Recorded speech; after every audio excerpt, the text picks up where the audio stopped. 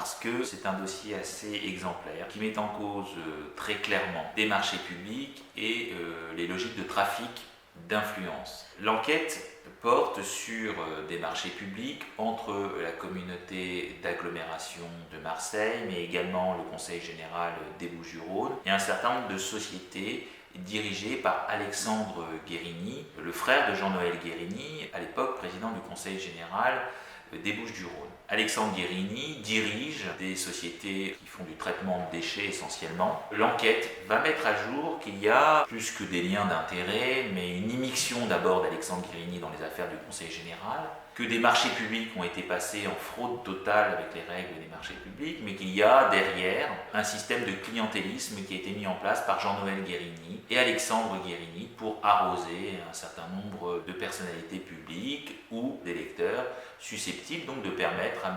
Jean-Noël Guérini de rester en place. C'est un dossier qui met à jour, bien sûr, des logiques de trafic d'influence sur un fond de grand banditisme, puisque dans ce dossier, un certain nombre d'acteurs sont décédés de manière violente, assassinés, et l'enquête également porte sur ce point. Anticor a été porté par le groupe local des Bouches-du-Rhône, qui effectivement a dénoncé à plusieurs reprises ce qui semblait être une exclusion de la République. La République ne semblait pas pouvoir exister dans les Bouches-du-Rhône avec une ambiance proche d'une ambiance mafieuse. Savoir que dans ce dossier, le Conseil général n'est pas constitué partie civile, que M. Jean-Noël Guérini a ses frais d'avocat qui sont pris en charge par le Conseil général et qu'Anticor essaye de porter sa parole pour que les investigations aillent le plus vite possible, même si c'est aujourd'hui un dossier ancien, tant le nombre de sociétés mises en cause que le nombre de personnes mises en cause